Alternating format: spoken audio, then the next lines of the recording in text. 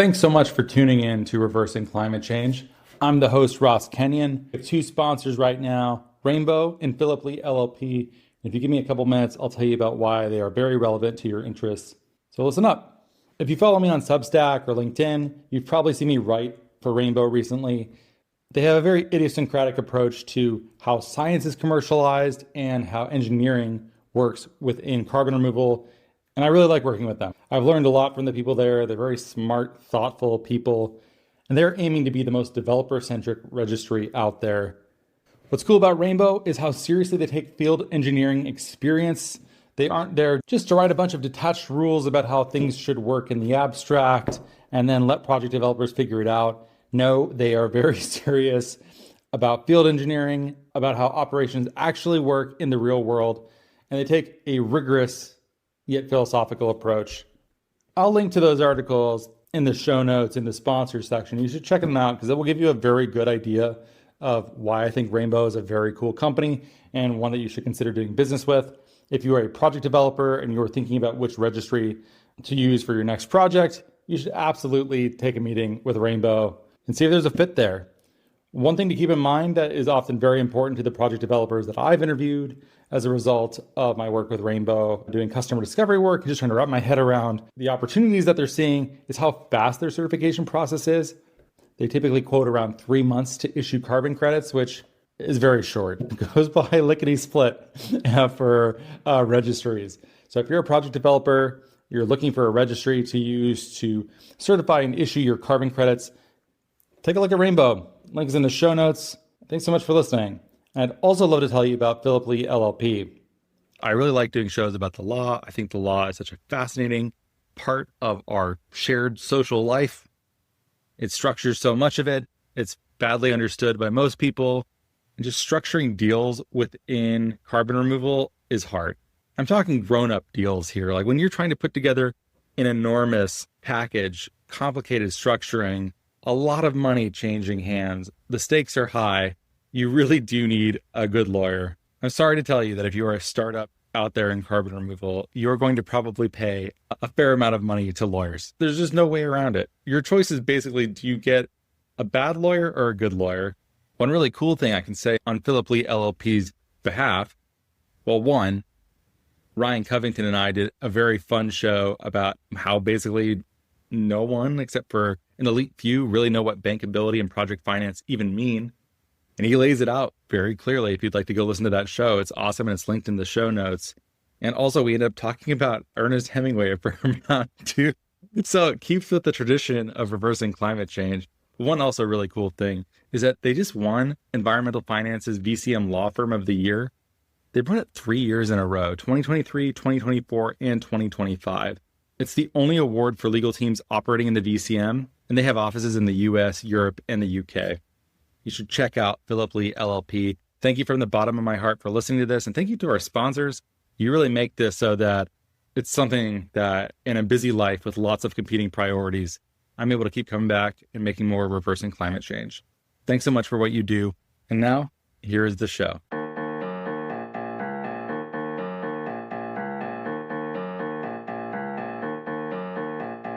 Hey, thanks so much for listening to Reversing Climate Change. This is Ross Kenyon. I'm the host of the show and a longtime carbon removal entrepreneur. A short and sweet intro today, but first, a quick plug. If you could please open up your podcast app while it's still open. You haven't started doing something else yet, I hope, and you still have time to give the show 5 stars on Apple Podcasts or Spotify. If you are on Apple Podcasts, you can write a quick review, which is great. You can follow the show on Substack. And if you're so inclined, for $5 a month, you can become a paid subscriber for which all of the ads I do not read myself are removed in Spotify. You get bonus content, and you have my sincere thanks for helping keep the show going. Today I have with me Ted Christie-Miller. Ted is the co-founder of Residual. Before that, he was at Residual Carbon, working on ratings for carbon removal. Residual is a project developer, and in fact, they are the carbon partner as a project developer, which is an important distinction within the space. Ted and I explore this topic as well as what Residual is doing and what makes them unique in great detail. I don't feel the need to belabor it much here. In fact, why don't I just launch us into the show right away and Ted can explain where his head's at and what he's doing. Thanks so much for listening. Here is my conversation with Ted. Ted, when you tell me that a siren might go by, I think what you're trying to tell me is that you're a very cool urbanite who lives in New York City. I think you're trying to brag about living in the Big Apple, and I just live in provincial little Seattle. Are you trying to pull rank on me? I wasn't pulling rank, I promise, but I live on 6th Avenue, which is not the most chilled place, I'd say. So it may happen. Apologies, listeners, in advance if a fire engine interrupts this. I just heard a very angry car horn. The software might edit that out in the future, but is that your life? How can you possibly do quality project development with people honking their horns like that all day long? Well, I'm in the office most days, but I got back at 2 a.m. from a site visit last night, so I had a slightly slow morning. Yeah. Are you able to say where you were? Yeah, we're going to announce the project quite soon, but we were in Eastern Colombia on a new reforestation project, which we're really excited about, taking an investor around. So yeah, we'll be talking more soon, but it was a great visit. Oh, cool. Right by the border with Venezuela. Sounds like a safe place to take an investor, Ted. I hope you have good influence. There's parts that are less safe, but we were thankfully we're in the right spot. Residual, your company has been operational for a year. You survived a year, Ted. I know. You have money, you have projects, you've done things. Just about, yeah. It's kind of mad thinking it's only been a year. I mean, Laura and I had been obviously plotting for longer than a year, but we unveiled it to the world a year ago. This episode is brought to you by Indeed. Stop waiting around for the perfect candidate. Instead, use Indeed sponsored jobs to find the right people with the right skills fast. It's a simple way to make sure your listing is the first candidates see. According to Indeed data, sponsored jobs have 4 times more applicants than non-sponsored jobs. So go build your dream team today with Indeed. Get a $75 sponsored job credit at Indeed.com/podcast. Terms and conditions apply. So how long was the pre-launch period where it was in utero? I think it was about 5 months, maybe just under. Not that long. Not that long, yeah. But no, it was good. I mean, it was exciting to kind of start telling the world about it, and I think it can't be underestimated how much value comes in actually just launching, because things come from the launch, even if nothing's perfect yet. Oh yeah, 5 months is nothing though for the pre-public stealth moments. One of the jokes I had when I was in LA previously screenwriting was there's always like one friend that you know who's been working on their screenplay for like 7 years. You're like, will you just finish it and then move on to the next thing? Like, stop talking about it privately. Like, go do something with it or not. 5 months is, you'd be like, oh, okay, I finished the script. It's time to tell the world about it. Let's go. Like, that's a good sign. Not everyone makes it that far at all. Well, I'm a deeply impatient person, so I think 5 months seemed like an eternity to me. But yeah, no, maybe it is. It's not too bad. Deeply impatient. How does that impact your work at Residual? I think being impatient is very useful in the early stages of a business, because I do things very fast and we move at a very fast rate. I sort of wonder maybe when you've got a much larger business, how useful the impatience is at that point. But I think it's a great kind of fuel for getting things done. Is it just be the workhorse that's driving everyone crazy, calling your prospects 14 times a week, trying to close all the time? That's who you are. It's not too bad like that prospects, to be fair. But I think I actually asked Mark, our head of science, I was like, do you think I'm impatient this last week? And he was like, do you know what? I think you talk about it more than I feel it. So I don't know what that says. Oh, that's nice. So maybe you're a little bit in your head with it, which I have to ask now. Do you ever address him and go, Mark? Do you ever do the Johnson Mark to him? This is going to be a niche reference, which I wonder how many listeners will get. I don't think I actually... I'm going to have to link to the clip of just like the Mark supercut from Johnson from Peep Show. But you're the only person who likes Peep Show more than me, I think. Yeah. Our Mark, the Mark from Residual, actually got an English girlfriend in the last few months and has watched all of Peep Show in the space of about a month, all sort of 9 seasons. So he's up to scratch, so he can start quoting, which is good. If you want to get a job and socially engineer your way into a job at Residual, it turns out you just need to make Peep Show references within Ted's earshot, and then he'll be like, you're in. You bastard. Yeah. You're welcome to the company. References for Laura, either way it works. Ted, it's been a year. What have you learned? What a weird year, by the way. It's got to be like the strangest year to start a company in carbon removal. Like, where are we in the sine wave of like the business cycle around carbon removal? What'd you learn? What beat you up? Tell me some things. What did we learn? So much. I think maybe, we could break it up into so many aspects here. I think on this early stages of fundraising for a business, I think we learned that it's no use kind of doing it as a sort of part-time gig. You have to kind of devote a good chunk of time to do fundraising. And I think you need to think very carefully about who you want in your camp. And I think for us as a business, we made the kind of decision to pursue really strategically useful angels and family offices. And that's actually not a very kind of easy route to go down. It's quite hard to find those different groups and those people. And it requires, I think, a bit of impatience and a bit of hustle and using your friends and contacts and advisors as much as you can, and because they can be super helpful. So I think spending a bit more time reflecting on what type of capital you want to raise is, I think, always useful. I think a lot of people can create a startup, and initially they are sort of blown into the venture capital world, and they are doing 10 meetings a day, trying to meet all the VCs. And I actually think a bit of thought, time thinking about what kind of capital you want is often good. Maybe for listeners who don't know, what is a family office and how does one approach them? Because they also have a reputation of being notoriously hard to reach. Our people will call your people kind of relationships, and they're hard to break into and show enough credibility where they necessarily even want to take a first meeting. Yeah, so I think in like simple terms, a family office is essentially a fund for private wealth that is often from a family, and often people call it a family office when it's actually just sort of like an independent vehicle that is not necessarily for a family. But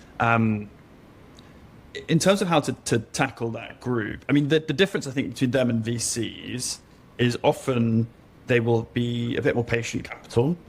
So they are, they'll be able to think more longer term. They also have strategic interests in certain areas. They might have certain focus areas that they're interested in. And so if you can build those relationships, it can be really interesting. But for us, it was really kind of, it's not very useful for anyone wanting to get advice from this, but it was like quite random, really. So one of our family officers, Chancery Hill out of Singapore, they were an investor in one of our project partners. So we met them through that. Another was introduced to me by an advisor that we had that I knew who was an investor in B0, where I used to work. He introduced us to the Hacking family office that runs a commodities business out of London, but for Africa, really. Arminio Fraga is one of our angels. He's the former president of the Central Bank of Brazil. Laura she's Brazilian and has deep networks there, and got that introduction to him through that. Rupert Soames, who's a very sort of well-known businessman in the UK, is also one of our angels. He's the chairman of the Confederation of British Industry.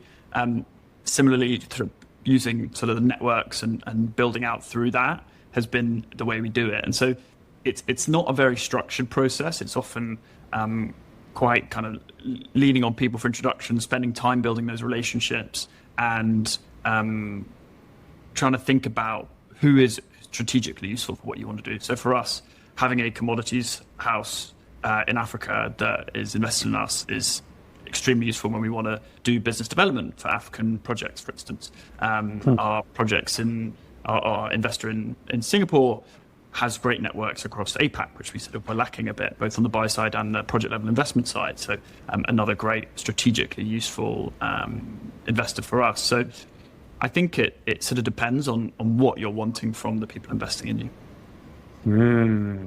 Yeah, I don't think a lot of people spend that much time thinking about that because they're so grateful to have money coming in. It's just like, oh, you want to do this? Like, oh, that's wonderful. But as a project developer, I know it's pretty difficult to even raise VC money. If you had wanted it, could you have raised a venture round, or was that just inaccessible to you, even best case scenario at this time in history?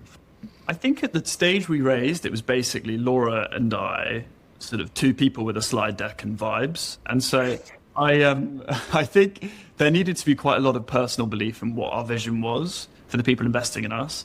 And I think we spoke to a number of different VC funds at the time. And I think there was a combination of the type of capital it was. It's quite expensive, and they have very specific returns that they want. And also the market sentiment. I think we weren't going to be a fit for most of the VCs, meant it wasn't the right route. And I think we were simultaneously going down the strategy that we've been discussing, and that seemed more fruitful and had the right kind of investors in our camp. What kind of projects are you developing? I noticed that Residual's been not super open about what you got cooking over there, but are you even able to say like what product types and where? Yeah, for sure. So we have, so our initial kind of thesis was really around biomass-based carbon removals. And so the majority of our pipeline is biochar and BECCS. And so they are sort of split across a few different geographies, but the Americas broadly is sort of where we're focused. So Laura's Brazilian, as I mentioned, big focus in Brazil. We also have a project in Colombia. We have a project in the US. And then we actually have 2 projects in Australia as well. I'm half Australian, which has something to do with it. We also have an Australian family office behind us, I think, which helps. And so it's sort of, we're not constrained by region. It's far more the specifics of the project. What we need to be able to figure out is, does this project have the ingredients of a top quality project? If so, we can create the recipe to get them there. And that is not dictated by jurisdiction. It is dictated by the project partner and the fundamentals of the project itself. I'm so interested in this point specifically because some of the most successful project developers I've spoken with recently have been people who have emphasized repeatability and doing the same thing and making it scalable. So Graphite doing bikers with these units that you just build in parallel, essentially, or a Healthier Earth focused on just doing biochar in this one way. You have multiple geographies. I'm talking here about political geographies, multiple jurisdictions that you have to keep track of policy-wise and changes in government that could affect you, but also BECCS and biochar. It's like, do those things naturally go together? Like, why? This is a contrarian take. Like, why is it a good contrarian take? Yeah, so I think the difference between us and them is we're not owner-operators of our projects. So we are the carbon partner for operations. We don't own and operate. So for the names you mentioned, I completely with you. Like, for them, it makes 100% to be very specific in what you do. For us, it's about taking the learnings from the ratings world and from the insurance world and from the brokering and registry world that our team all have, and really injecting that into the project design of projects. And there are some sort of fundamental truths around carbon credit quality that are transferable across different project types. And so there is a need to do that across different areas. And I think if you're looking at us as a business evolving, there's also a benefit in broadening out your coverage over different geographies and different credit types, because as you know as well as I, there are many different regulatory regimes which are bubbling away and forming in different ways. There are many different project types that are going to be eligible for these in different places. And so for the future sustainability of our projects and our pipeline, that ability to be eligible for multiple different potential regulated markets, multiple different price points and different credit types actually really plays in our favor when we take those projects to market. Fascinating. So what is the difference here with being a quote unquote carbon partner? I don't really hear people use that term very often. Maybe define it and explain what's the difference between that and project development as most people understand it. If you think about a real estate project that's being developed, we are essentially the architect and the realtor for the project. We're not the owner-operator. And so the difference is, for us, we typically work with big industrials, big corporates, agricultural companies, and they are the owner-operators for our projects. And so let's take a biochar project. They might have really strong access to feedstock. They want to use the char back on their fields. They actually have some initial capital to deploy. A lot of the fundamentals of what could be a great biochar project are there. What they don't know is how to design a project which optimizes not just for registry clearing, but can get you a top rating, a low insurance premium, and can really create a project which is targeted towards those top buyers. And so that's where we will step in and we will partner with them, and we have very vested interest in the project success, because 95% of our revenue comes from the project going to market, and we are the partner for them. So think of us like the carbon side in a box, and we are really like in the trenches with our project partners.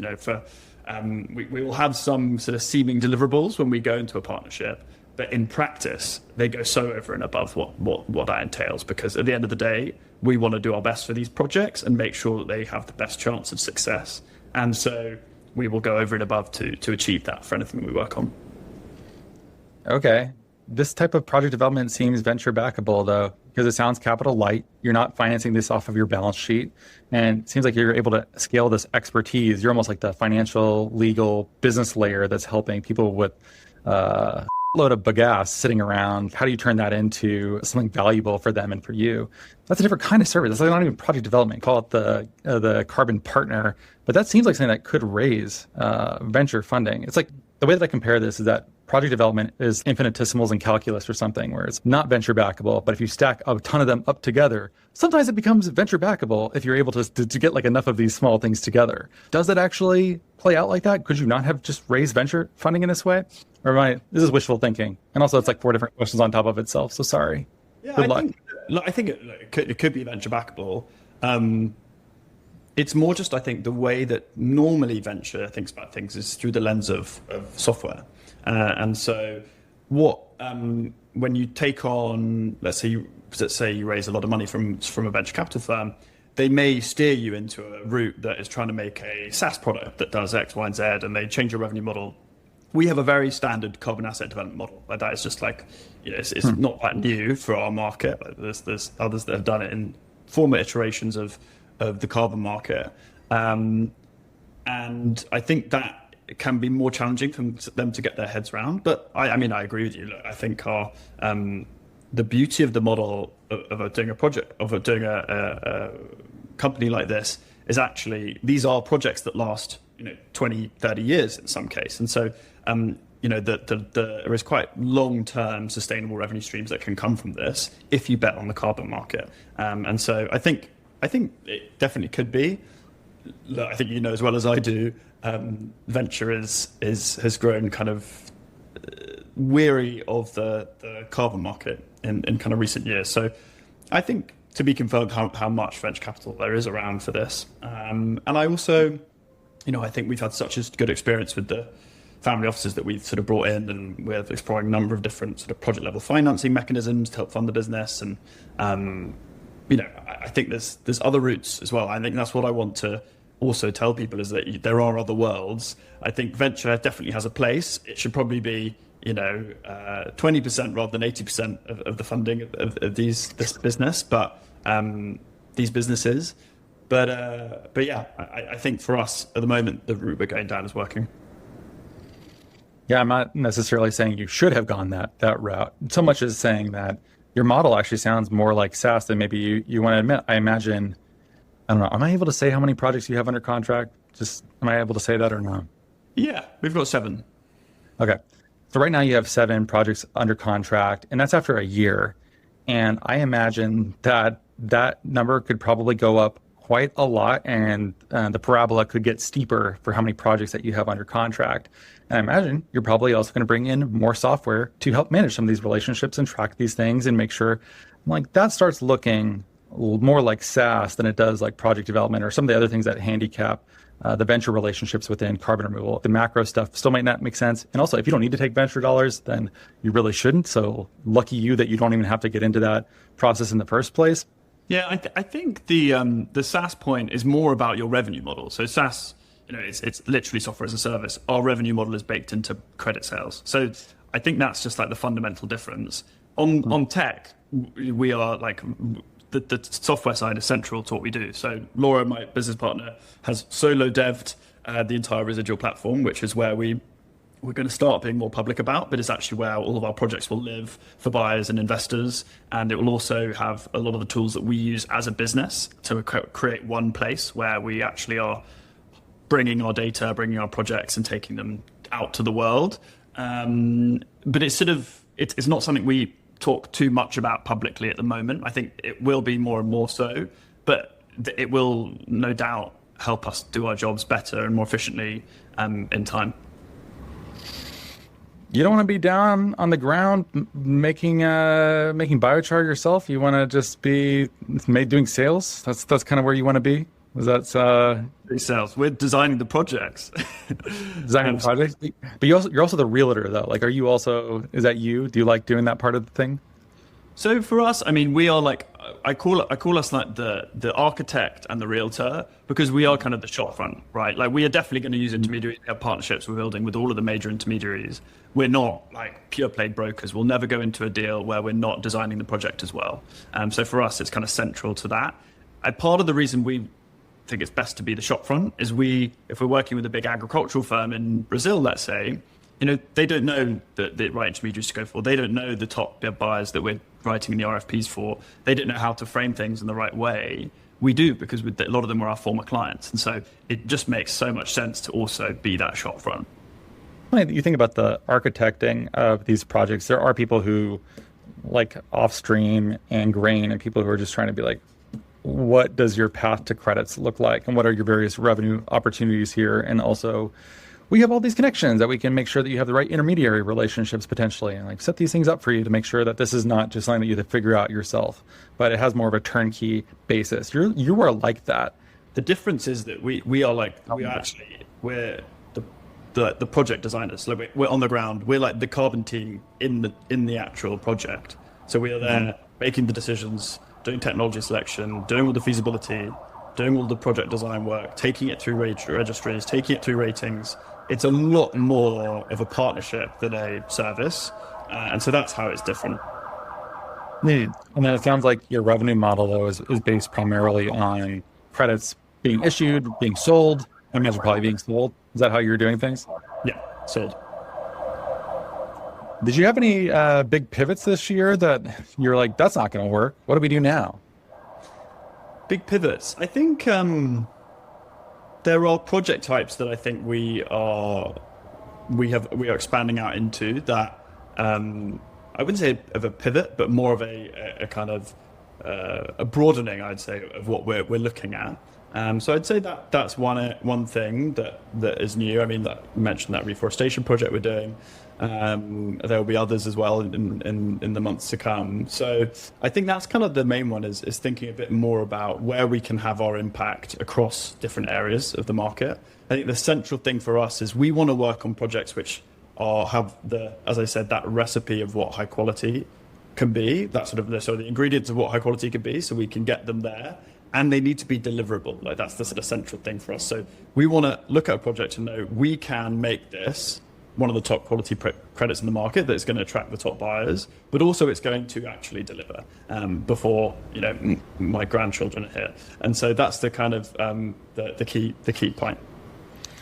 Yeah, this is one thing that I've long admired about Residual, but also every serious project developer. I might include you in that category, even though I know it's like a little bit of a technical distinction here, because I think a lot of people, they decide which type of carbon removal they want to do based upon something like this. I live in Oregon. I like biochar. Therefore, I'm going to do biochar in Oregon. You're like, okay, that's very convenient. It doesn't require a lot of uprooting. But like, is that really the best place to do it? I think if you come at it from the way that you're thinking about it, you're able to just engineer projects where you're like, cool, this is going to be well received by the only buyers who are buying. It's going to have a low insurance rate, like the premiums are going to be low, and we're going to be able to not have to carry this on our balance sheet or just like have this in consignment for a long period of time. Like, we're going to be able to offload this easily. And I wish more people came about it in that kind of way, because that's how most businesses do it. Like, if you build it, they will come. Not good, go to market. But what you're doing seems like the other end of the telescope. Am I right about that?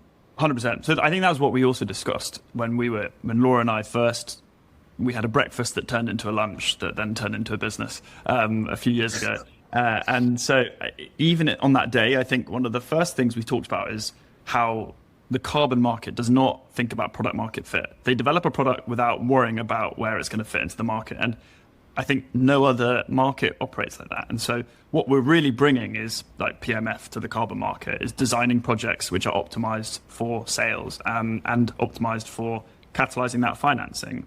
And that's really how we're going to unlock really high quality projects at scale and have very meaningful removals and reductions in the years to come. Tell me about how you unlock the financing portion of this. Yeah, so when you're looking at, let's take biochar project, for instance, the kind of first, to get to a level where you're going to get project level financing, either equity or debt or prepay or whatever it might be, there's a lot of kind of early stage feasibility work, financial modeling, carbon modeling, tech selection, education really to get to that phase. And that is for our projects where we will come in and do some of that critical work that can stand up in front of big investors. And so that's one of the sort of central pieces of what we work on. Alongside that, we also know the big investors in this space. A lot of them are previous clients of ours, and so we can bring them in to look at the projects we're working on. And as I mentioned, we were on a site visit with an investor just this last week, chatting to others for different projects as well. And so that's a kind of critical problem in the market, is getting to that stage where you can raise project level financing, and that's really what we can help unlock. My understanding of what blocks a lot of project finance is that even with an offtake, they're just not bankable because there's so much in the way of buyer protections that just make it so like no one's going to kind of finance a deal like that. Are you able to take on some of that risk or somehow make it so that contracts that would otherwise not be bankable somehow become bankable? Is there some sort of financial innovation that's happening at the residual level? Yeah, I mean, debt can be difficult on some of those off-takers, but there's plenty of off-takes that have raised debt off the back of it. I think it's how you structure those deals. So we have one of the top law firms in the country that does a lot of these structurings. That is our law firm. And so as we go and work on those off-take deals, they're going to be watertight. So you can then raise debt off the back of them if that's what you wish to do. But there's also other sources of capital. There are a lot of funds that will do big prepays like commodities houses or more like trading entities, so bringing them in to look at these projects, and they can take on more risk because they're getting higher returns. There's also other sources of sort of equity you can look at, so it's also thinking beyond the kind of standard debt model on an offtake, is thinking more creatively about how you can fund these projects. Yes, I can imagine that someone listening probably would rewind the podcast at this point and be like, what's that? Wait, what are these other sources? And like, how do I get into their pipeline? What are they? And how do these other sources of project finance work that is not just raising debt off of an offtake? Well, if you look at, let's take someone like a big commodities house, right? Like they will fund a project. So like Glencore is like who you have in mind when you're saying that? Glencore's, Trafigura, Mercuria, those types of people, they will often do large prepays. They'll pay for like the first phase of the project, and they will take a credit share out of the back end, and they become sort of project partners. So that's one example of doing a project level financing. Another is someone like Terra Natural Capital. They are quite creative about how they think about things. Once you've got an offtake in particular, they then think about how to structure a sort of blended model that is going to be successful for them and for the project partner. And then you've also got then the more traditional kind of the banks. You can even look at sort of outcome bonds. If you can get the World Bank involved, there's many different kind of innovations that are happening in the market today. It is quite sort of